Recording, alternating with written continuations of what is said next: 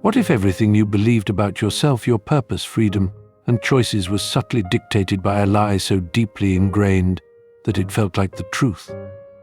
What if this lie wasn't merely holding you back, but actively building the walls of your cage? Simone de Beauvoir, the pioneering French existentialist, dedicated her life to grappling with this question. For her, freedom wasn't just a lofty ideal, but the essence of living authentically. Yet, de Beauvoir argued that most of us aren't free. We're trapped by an insidious lie that quietly dictates our actions, shapes our identities, and limits the possibilities of who we might become.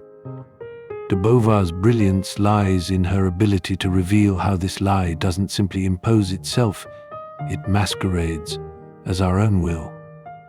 In her words, freedom is the source from which all significations and all values spring.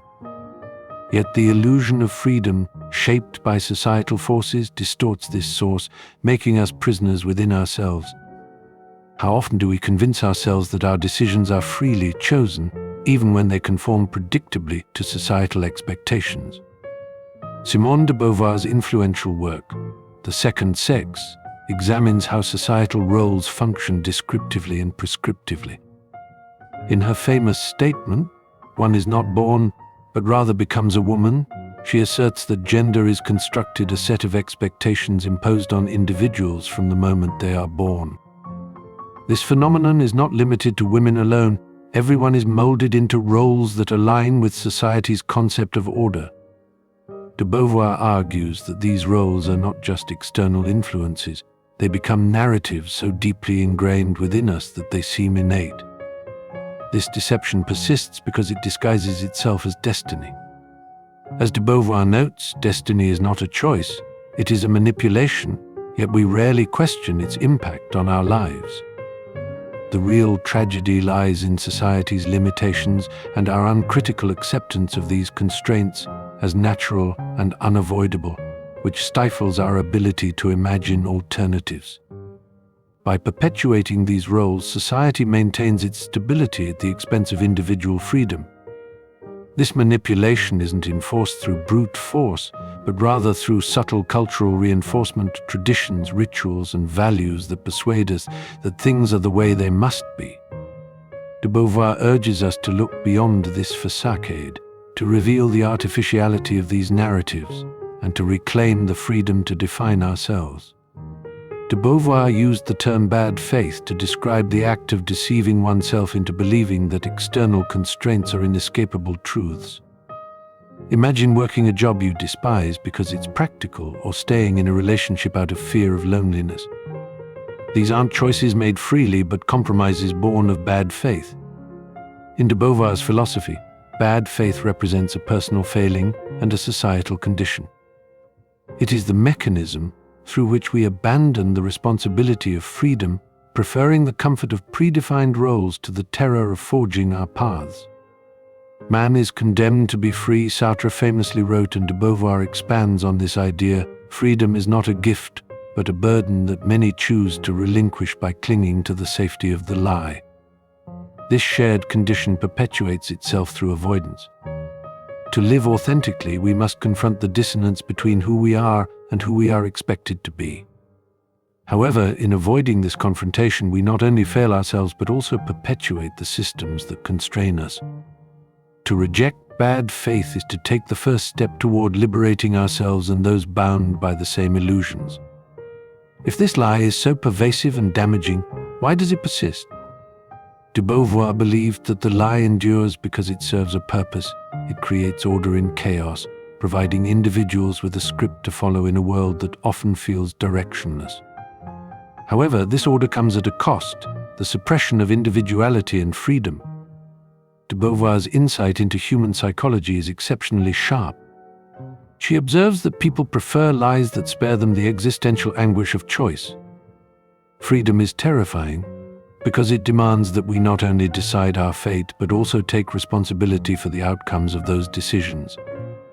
The terror of the void, the abyss of infinite possibilities, explains why so many willingly embrace the confines of societal roles and expectations.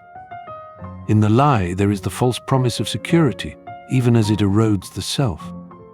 Moreover, societal structures perpetuate lies by rewarding conformity and punishing deviation. Adhering to prescribed roles offers individuals stability and approval, while dissent often results in alienation. This cycle ensures the lie's survival, making its rejection an act of profound courage. So, how do we break free from this cage? For de Beauvoir, the answer lies in embracing authenticity. Authentic living requires rejecting the roles and labels society imposes on us and taking responsibility for crafting our own identities.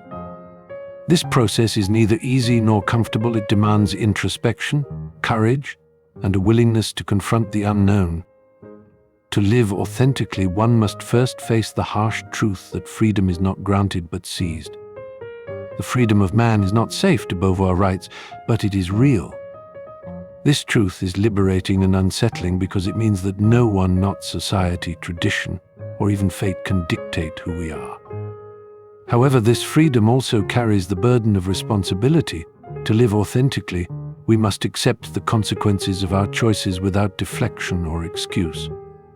To break free is not merely an act of rebellion, but a declaration of existence. Authenticity demands that we confront the profound paradox of freedom, that it is both limitless and constrained by our finite condition. De Beauvoir challenges us to accept that true freedom is forged in the tension between who we are and who we aspire to become.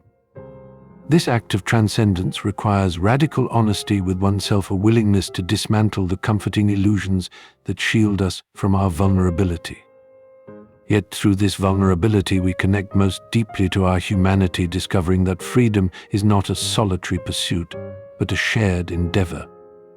De Beauvoir's redefinition of authenticity begins with a revolutionary premise: freedom is not an end state, but an ongoing act of transcendence.